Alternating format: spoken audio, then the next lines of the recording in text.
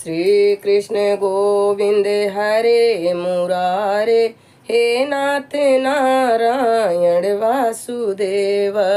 राधे राधे दोस्तों, सरिता ज्ञान गंगा में आप सभी का स्वागत है। आइए हम लीला पुरुषोत्तम भगवान श्री कृष्ण के चरणों में प्रणाम करते हुए श्री पुरुषोत्तम मास महात्म्य की कथा को श्रवण करें। त्रयोदश अध्याय। नैमिषारण्य तीर्थ में उपस्थित ऋषि मुनियों ने पूछा, हे सूत जी, कृपया हमें यह बताइए कि राजा दृढ़धनुआ ने पुरुषोत्तम मास के स्नान व्रत और पूजा से क्या प्राप्त किया। उन्हें विशाल राज, पतिव्रता स्त्री, पौत्रादि, अनंत सुख, योगी जन, दुर्लभ भगवान का लोक कैसे मिला। सूत जी बोले, हे ऋषियों, श्री नारायण ने भी नारद जी को यह इतिहास पहले कहा था, वह मैं तुम्हें सुनाता हूँ। हे मुनियों, यह पापनाशक कथा गुरु मुख से जैसे मैंने सुनी थी, वही दृढ़धनुआ राजा की कथा तुमको सुनाता हूँ। श्री नारायण बोले, हे नारद, राजा दृढ़धनुआ की गंगा जी के समान पवित्र पुरानी कथा तुम सुनो। चित्रधर्मा राजा के बड़े तेजस्वी, सत्यवादी, धार्मिक, सर्वगुण संपन्न पुत्र राजा दृढ़धनुआ हुए। उन्होंने चारों वेद बड़ी प्रसन्नता एवं चतुरता के साथ पढ़े। जिस प्रकार भूली बात दोहराने पर भी याद हो जाती है, उसी प्रकार गुरुजी ने एक बार सुनने मात्र से अपने सभी वेद याद कर लिए। विद्या अध्ययन करने के उपरांत गुरु जी को दक्षिणा देकर आज्ञा प्राप्त कर अपने पिता के नगर में आए। नगर निवासियों को आनंदित करते हुए अपने महल में पहुंचकर पिताजी को प्रसन्न किया। तब राजा ने विचारा कि अब मुझे बाकी बचे समय में प्रसन्न मुख, दो भुजा वाले मुरलीधर भगवान श्री कृष्ण की आराधना करनी चाहिए। इसलिए मुझे वन में जाकर श्री हरि भगवान की आराधना करनी चाहिए और घर, धन, स्त्री, पुत्र आदि के प्रेम बस को काटना चाहिए। ऐसा दृढ़ निश्चय करके अपने योग्य पुत्र दृढ़धनुआ पर राज्यभार छोड़कर राजा ने मन में श्री कृष्ण का ध्यान करते हुए तपस्या प्रारंभ की तथा राजा चित्रधर्मा तपस्या करते करते वैकुंठ को प्राप्त हुए। राजा दृढ़धनुआ ने पिता के वैकुंठ वास के समाचार को सुना। पितृभक्त राजा दृढ़धनुआ ने हर्ष एवं शोक में विद्वानों के कथनानुसार पिता के क्रिया कर्म किए। पवित्र नगर पुष्करावर्तक में नीति शास्त्र में निपुण राजा राज्य करने लगा। उसकी सुंदर स्वभाव वाली विदर्भ देश के राजा की पुत्री गुण सुंदरी नाम की धर्मपत्नी थी। उसने 4 सुंदर चतुर पुत्र उत्पन्न किए तथा चारुमती नाम की एक कन्या को भी जन्म दिया। उनके चारों पुत्र माननीय सूरवीर थे। उनके नाम चित्रवाक, चित्रवाह, मणिमान, चित्रकुंडल थे। श्री नारायण ने आगे कहा, एक दिन रात्रि में सोते समय राजा विचार करने लगा कि यह सब सुख किस बड़े पुण्य का फल है। मैंने कोई तप नहीं किया, न दान किया, न कोई हवन किया। इस समय किसके पास जाकर अपने इस सौभाग्य का कारण जानूं। इस प्रकार विचारते हुए रात्रि व्यतीत हो गई।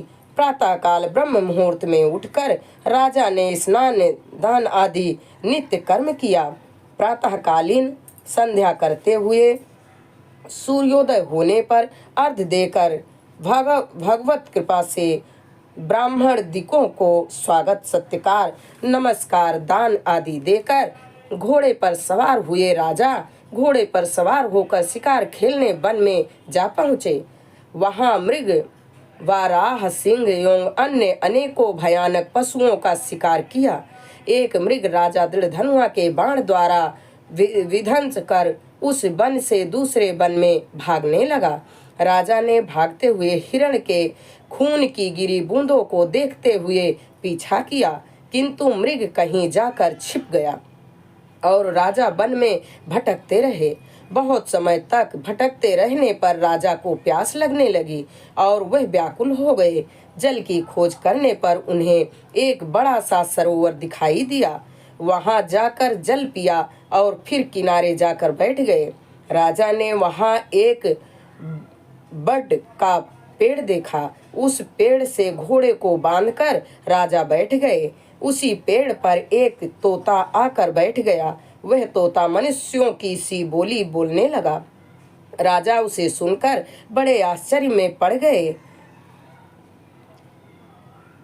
राजा उसे सुनकर बड़े आश्चर्य में पड़ गए। वह तोता कहने लगा, हे राजन, इस संसार में अनेकों सुख हैं, उन्हें देखकर तू परम तत्व का विचार नहीं करता, तब भला इस संसार को कैसे पार कर पाओगे। राजा के सामने वह कई बार इसी प्रकार कहने लगा, जिसे सुनकर राजा प्रसन्न एवं मोहित हो गए। राजा विचार करने लगा कि यह तोता नारियल के समान अगम्य सार पूर्ण श्लोक को बार बार बोलकर क्या कह रहा है। यह श्री वेद व्यास जी के पुत्र श्री सुखदेव जी हैं क्या, जो संसार में डूबे मुझ जैसे मूर्ख को चेतावनी दे रहे हैं। इस प्रकार राजा विचारने लगा। इतने में वहां शिकार में बिछुड़ी सेना भी आ गई। तोता राजा को ज्ञान का यह उपदेश देकर उड़ गया और राजा भी तोते के वचनों को याद करते हुए अपने नगर में आ गए। महल में आकर चिंता में डूबे राजा ने खाना पीना बोलना सोना सब छोड़ दिया। एक दिन राजा के पास एकांत में आकर रानी गुड़ सुंदरी बोली, हे राजन, आप इस प्रकार की उदासी कहाँ से ले आए हैं। उठिए, बातचीत करिए, सुख भोगिए। रानी के बार बार अनुनय करने पर भी राजा ने कोई जवाब नहीं दिया, क्योंकि राजा तो बार बार तोते के देवताओं के भी समझ में न आने वाले सारे गर्वित वचन याद करके विस्मित हो रहे थे। रानी ने राजा की यह दशा देखकर लंबी श्वास छोड़ी और बड़ी दुखी हुई, किंतु सोचने पर भी पति की यह चिंता के कारण न समझ पाई। राजा को भी इस प्रकार सोचते हुए बहुत सा समय व्यतीत हो गया। इस दशा से उबरने का कोई मार्ग नहीं दिखाई दिया। इति श्री पुरुषोत्तम मास महात्म्य दृढ़ धनुआ उपाख्यान खेदो नाम 13 अध्याय संपूर्ण। यहाँ पर 13 अध्याय संपन्न हुआ। आगे की कथा कल। हरे राम राम राम हरे हरे, हरे कृष्णा कृष्ण कृष्ण हरे हरे। लीला पुरुषोत्तम भगवान श्री कृष्ण के चरणों में प्रणाम करते हुए हम अपनी वाणी को यहीं पर विराम देते हैं। जय श्री कृष्ण।